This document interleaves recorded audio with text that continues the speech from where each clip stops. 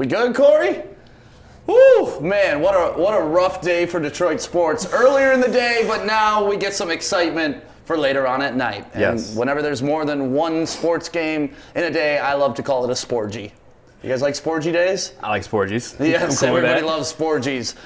So we're not going to talk about the Lions because we're focused on the game that's about to take off in a half hour. We're talking your Detroit Pistons versus the Cleveland Cavaliers.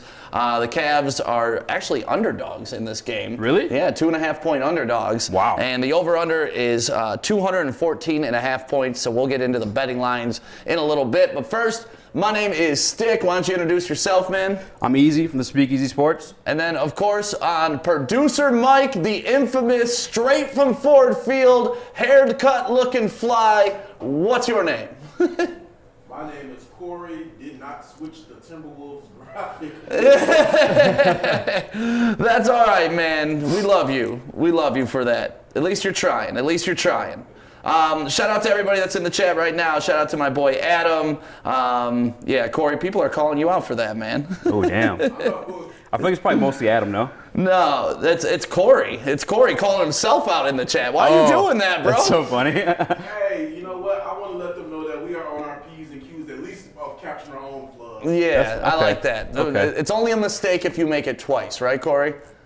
And that's not going to happen again. That is not going to happen again. Obviously, the Pistons dropped the first game, which, I mean, I loved it through 3 quarters. I thought they were playing hell of basketball. Dude, I was honestly thoroughly surprised because, again, like these are like, I think it's like 12 new faces on like what was originally supposed to be a 15-man roster. So, like, all new, like, grouped together, like a bunch of young guys. For them to play that well, especially defensively, I was impressed. But it all fell apart in the fourth quarter. The Pistons were leading 85-80, and then from there, just bad. We ended up losing 101-111 to the Timberwolves. So here we are. We're 0-1. We're taking on a Cleveland team that's 1-0, who looked pretty good in their first game. Yeah, those guards exploded last game. Yeah, and that's not what I expect when I see a Cleveland team. Really, what I expect from them is that they're kind of built like we are at this point. They're really centered around their big men, and that's kind of the matchup I wanted to focus on tonight is the big man battle. I agree. I think it's like a Midwest thing, like grit and grind, you know? We have the luxury of the sun, so we're always like tougher. Right. The 3 yards that have clouded dust for football, and it's 7-footers or bust in basketball. There you go. Dropping bars, even rhyme. There we go. Andre Drummond versus Mason Plumley. Like, I would have laughed about this a year ago, but after the first game and Plumley was on triple-double alert, you gotta recognize Mason Plumley. Put some respect on his name. Definitely had to do that. There was guys that I knew coming into this last week calling him Mason Bumley, but he definitely proved that wrong. I think he was maybe coasting a little bit in that preseason there.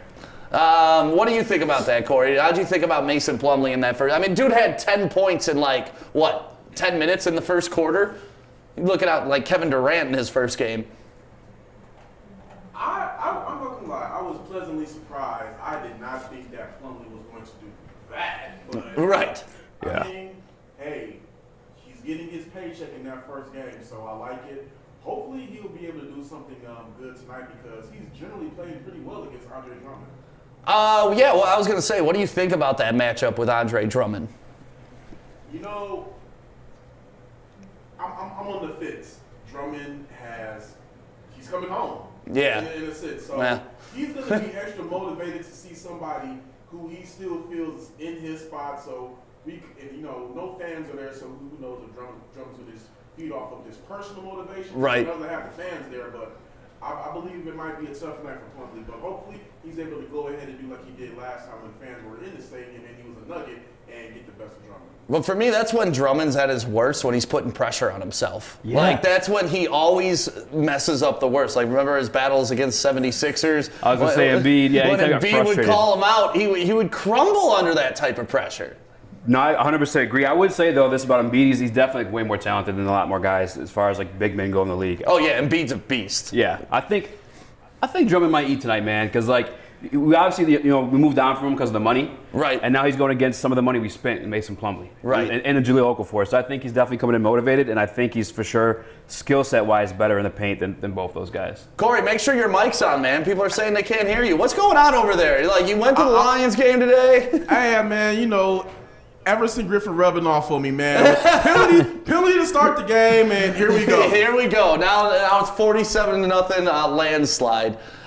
So that's one big man matchup that we're watching. The Cleveland Cavaliers have been talking about resting Kevin Love and Andre Drummond. Oh, really? Yeah, they kind of want to alternate them. So I don't really know the exact lineup that the Cavaliers are bringing to the table tonight. But another matchup I would love to see is Blake versus Kevin Love, if Kevin Love's playing. For sure. I like that Blake's healthy this year. It kind of seemed that he was coasting in the preseason, but then again, like last week, he didn't really show too much urgency or explosiveness. So I'm hoping to see that out of him because I don't think Kevin Love's there defensively. Right. But let's see some scoring out of him this week. Kevin Love has never been there defensively. Yeah, As much as a three-point shooter he was, but you do got to admire Kevin Love for signing that second contract in Cleveland when most people would have been like, LeBron's out, I'm out. Yeah, 1,000%. Like, as much as like Detroit's kind of similar to Cleveland, Cleveland's not a place I think anybody wants to be. Right. No. Yeah. No. Have you ever been to Cleveland? No. Well, actually, yes, one time, and I didn't even go to explore it. I was like, well, what is there to explore? Cleveland literally has one street. Like, imagine Greektown, and that's all Cleveland has. Like, it's one street with like one little steakhouse. They got like one little chocolate place, and that's about it in Cleveland. The rest of it, absolute shithole. Yeah, shout out to Kevin Love, bro. You're a real one, bro. Yeah, Kevin Love, I mean, that money must be right, or he must have some chick in Cleveland. Maybe LeBron's mom's holding him down. Oh, no. What are you saying, dude? I mean, if one teammate can get it, why can't all the teammates get it, baby? Oh, man. Dude, could you imagine that? Like, not to get too far off track with that, could you imagine if one of your teammates smashed your mom like Delonte West did? That's the worst. That's the worst. I guess did he recover from that? Like, or no? How do you recover from that? I don't know. I mean, obviously Delonte West hasn't. Have you seen him put like on the offseason? Fucking Mark Cuban had to go save him. Yeah, he was on the street doing what LeBron's mom was probably doing back in the day. I think after he screwed LeBron's mom, LeBron just stole his life. He's like, nope, snatch that man's soul. Corey's over there. You don't want to be a part of this conversation, yeah, do actually, you? I can't believe I'm taking part either, man. So, sorry. Did you know the NBA stopped selling number 23 Cav jerseys with West on the back of that? I believe it. Isn't that hilarious? LeBron had that much power to stop the NBA from selling jerseys. How awesome is that? He's the man, though. He's the face of the league, even till today. At what? How many years has he been in? 17 now? Forever. Yeah. Like, LeBron's been in the league forever. Yeah. Can you imagine being like a 15-year-old and like never experiencing basketball without LeBron James?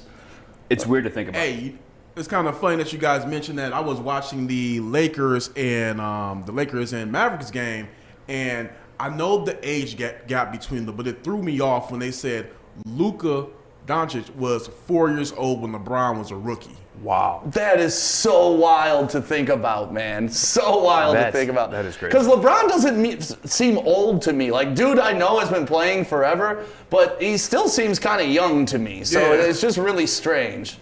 It is weird. He definitely plays the part that he's like. He avoids playing the old man part, especially like being in the league this long. He's still like a prominent guy. Like teams want to build around him.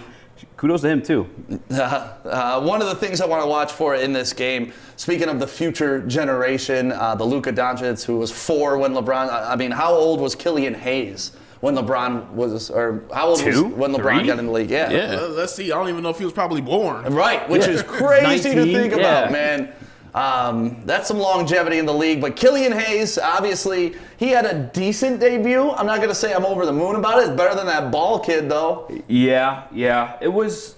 There were some moments there though where I was kind of like not disappointed, but you saw the inexperience, right? You know. And I think you're going to see that. He's a rookie. Yeah. So, I like the idea of starting him, getting him those early minutes. But you saw at the end of the game, he wasn't on the court in crunch time. Yeah. And they went to the Derrick Roses of the world, and they went to the experience, which I like. Get him the minutes early. But usually your starting 5 is good, but your closing 5 is your core team. Yeah. I think he had that one key turnover, and I feel like that momentum switched at that point. Yeah. He was trying to feed Blake. So he had 7 points. He was 3 of 6 on shooting, 1 rebound, and 3 assists. And on the other side, Cleveland had a pretty high draft pick this year, too. Yeah, Coro. He actually performed last minute. I think he played 34 minutes. I think think he tied for the most minutes in that game. Yeah, he had 11 points on 80% shooting, 5 assists, and only 3 rebounds, which is surprising. I expect him to get some more boards than that tonight. Yeah, but you got to think, too, he's playing with Andre Drummond, who's like just a monster on the boards. You know what I'm saying? Yeah, it's going to be tough for him to steal those boards away from him. Yeah. But out of the 2 rookies, who do you think is going to have the better night? The better night? Yeah. Ooh. I guess it depends what end you're looking at. I think Okoro, actually. I think Killian's a tougher matchup going against those guys. I think it's Darius Garland and Colin Sexton. Yes, they exploded last game. And they're both really good. They're both really 2 good guards. Again, Killian's inexperienced going into this game too. Like these guys, these rookies had no offseason. You know what I'm saying? They're just thrown to like the fire with like NBA players who've done this for a couple of years. Granted, those guys are pretty young, but we know they can score on the offensive end, and might see some holes in this game tonight. We'll see.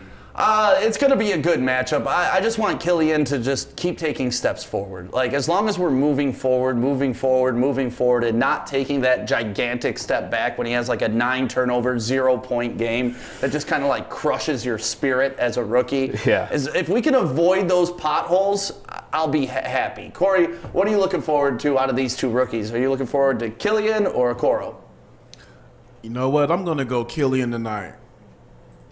I just really feel like this is going to be the really good test for him. I mean, I like Garland. I like Sexton. Yeah. And, Okoro. But, I mean, I think Killian, this is the game for him to go ahead, be assertive, take your chances, get your feet wet, and just go out there and really show what you got. I mean, he's shown each game that he's becoming less shy being on the court. Right. Yeah. And I just really want him to be more assertive. Not LaMelo Ball assertive, but Killian Hayes, overseas phenomenon assertive. I hope that he takes a lot more chances going to the rim and trying to draw the foul as opposed to stepping out like the whole team was and trying to, rain threes for no damn reason. Just go ahead and play your inside game. Well, we talked about it last pregame, too. We wanted to see them explore the pick and roll more with him and Blake. Like, I want to see more of that. We saw it preseason game 1. It was like the only play they ran in the first quarter, and we didn't see a lot of it last game. They went completely away from it, even with Mason in them, too. Right. So I want to see more of the pick and roll game in the Pistons offense, and I just want to see them slowly evolve. And one guy who I loved to watch last game, who had a decent couple minutes, but he needs to play more, is Sekou. Yeah, that was kind of weird, too, because I feel like that third quarter, because like you said, it's who you're in the game with. I think we had that discussion before. And I think that's that third quarter, where you give Sekou some minutes, let Blake rest. Like, let him come in the fourth quarter and let that experience shine on the floor. Right. And I just love the athleticism that Sekou brings and the strength, man. Dude put in work in the offseason, you can tell. Yeah, he's maturing into his body, like, alone. He just turned 20, like, last week? Yeah, last week. Oh, last Wednesday, I think, yeah. So, and I like what he does on the defensive end, too. So, let him get some minutes, please, Dwayne, please. Yeah, and let that French connection develop, man. Yeah, I like Killian that. and Sekou, let them run the pick and roll all day and speak French to each other and just blow people's minds. Because Sexton's not out there understanding French. Yeah, he's just lost. He's like, what? Yeah. What the hell's going on? Parlez-vous, what? So as long as those two can develop something, I like the young, I like the energy. If we can capture those 3 quarters that we had against the Timberwolves and then move them and carry that over into this game, that's what I'm looking for, just growth. 100% agree. Back to Corey's point a little bit on Killian, too. I want to see the assertiveness and aggressiveness against these guys. Because last week, or Wednesday, I should say, Terry Rozier dropped 42 on these guys at the guard position. Oof. So it's like, it's not like, I don't want to see that. Yeah. Let's see. You could get Stick to drop his pants by speaking French. Adam, you could get me to drop my pants by just speaking, Adam. I love you so much and I miss you so much. Adam's not here to be angry and pound the desk today and tell me how stupid I am about believing in the Pistons winning this game, but I do believe the Pistons can win this game. Yeah, the Cavs aren't world beaters by any means. No. Yeah, and we don't even know if Kevin Love's playing, and if he's not playing, maybe that signs that maybe he's not ready to play or not fully healthy. So we'll get into our picks at the end of the game, or at the end of this. We're taking this pretty much right up to the game time. One thing I wanted to touch on, which I thought was really cool that happened with the Pistons this week, was naming Big Sean pretty much the ambassador for the Pistons. And we saw him wearing the practice jerseys with the Sean on it. I love that. I didn't get to see the pictures, but I am excited just because Sean has a pulse in the city. Yeah. And I think with this young team, we just need to get I guess everyone around it, like everyone paying attention to it, because this is like a fresh start, it feels like, for the Pistons. I haven't been excited in a long time. Yeah. Is that jacket new, man? It is not, unfortunately. I got it last year, but it's still pretty fresh. I like it. I like the Pistons' whole new style that they got going with the hashtag #DUp and like just how they're taking it kind of like a more urban take on the style of the Pistons. Because if you're going to be in the city, you better represent the city. 1,000%. Like, this isn't Ann Arbor or Auburn Hills strong. This is Detroit strong.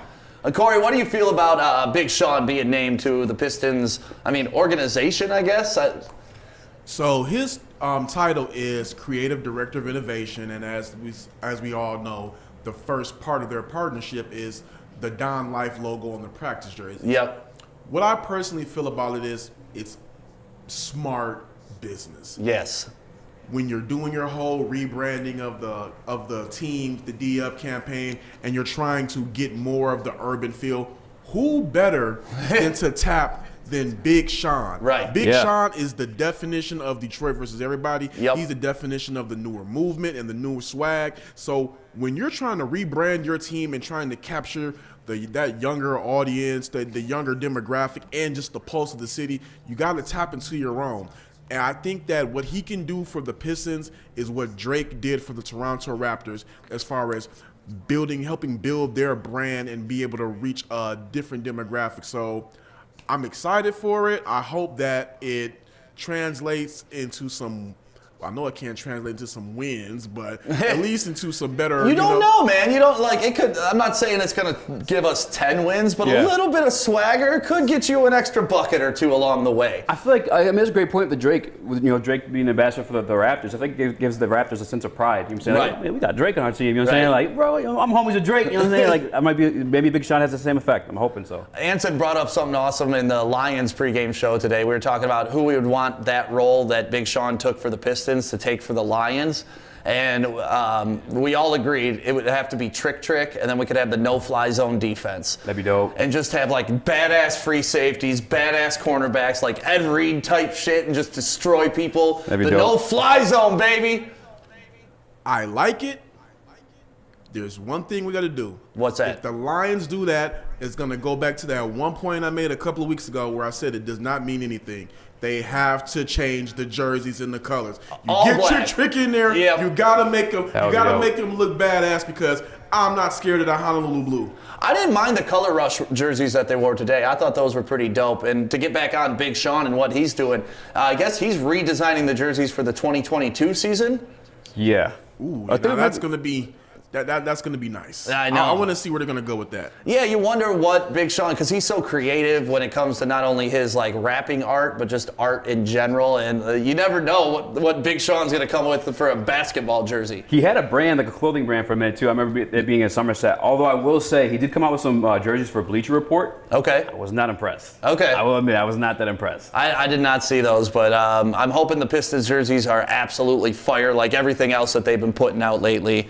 So, yeah, Big Sean joining the Pistons, which to me is a win for the Pistons and Detroit. 1,000%. And I wonder how many games he's going to go to. Like, does now he have to be at every game like Drake?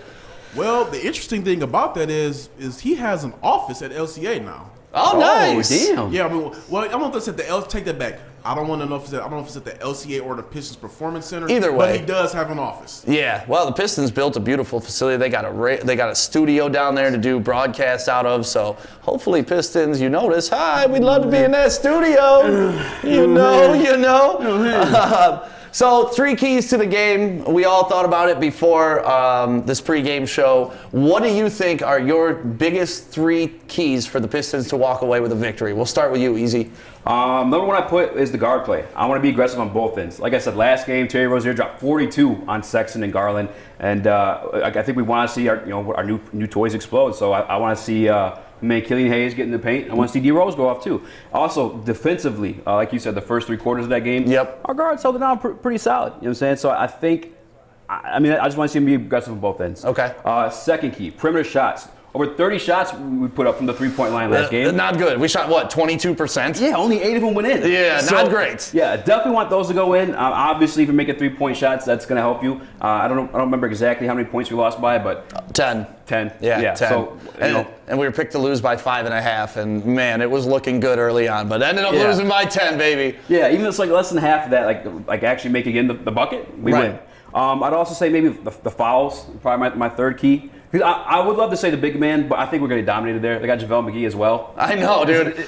Those two, JaVale McGee and Andre Drummond, are like the weirdest backcourt you could ever think of in your life. Like, if you're just going for block shots and rebounds, those are your guys. Yeah. If you're going for offense, oh shit, no. Yeah. So they need that guard play to come through because those guys are not putting up buckets. Yeah, and the reason I put the third for foul shots is like we only made 8 free throws last game. Right. It's like nothing.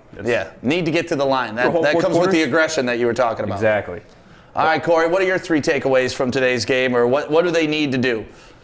Well, I mean, I think I need to just not do anything and turn my mic off. Easy pretty much just took everything from me. No, I already talked about Killian, so I'm not going to get into that. So first one for me was stop the bad turnovers. Turnovers happen, but I saw a lot of turnovers in the last game where they were just forcing passes and just not taking care of the ball. It's something that Dwayne Casey said was an issue in training camp. It's rearing its ugly head through preseason and the first game. They got to stop the bad turnovers. Just make the smart pass. You don't have to do any of the stupid stuff.